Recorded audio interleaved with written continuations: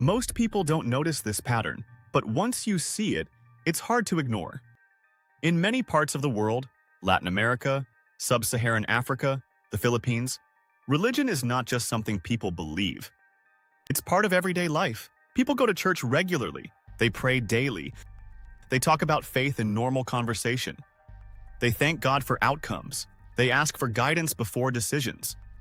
It shows up in routines, in language, in how people think about events in their lives. In countries like Brazil, Mexico, Nigeria, Ghana, or the Philippines, faith isn't occasional, it's integrated.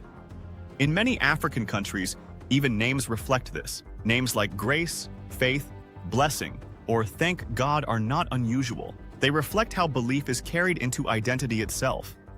But here's the part that's easy to miss. In most of these places, this belief system didn't originate there. It was introduced through Spanish and Portuguese influence in Latin America, through British and French presence across parts of Africa, through Spanish rule in the Philippines. The system came from the outside, but over time, something changed. It didn't stay external.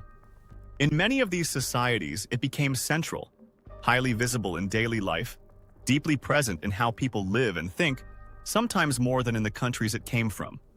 Today, many Western European countries, the historical sources of that spread, are far more secular, while in the regions that received it, religion remains deeply embedded.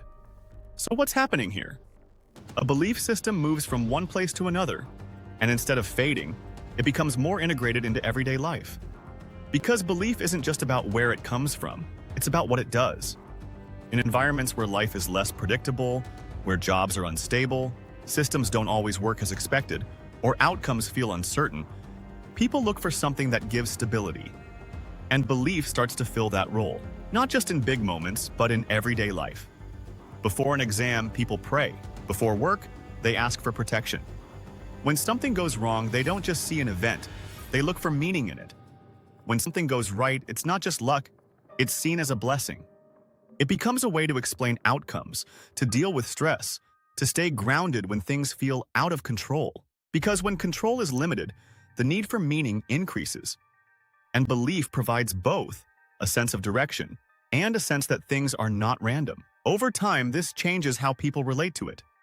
What started as something introduced from the outside doesn't stay external. It becomes part of daily decisions, part of language, part of identity. Not something separate from life, but something woven into it. What do you think explains this shift?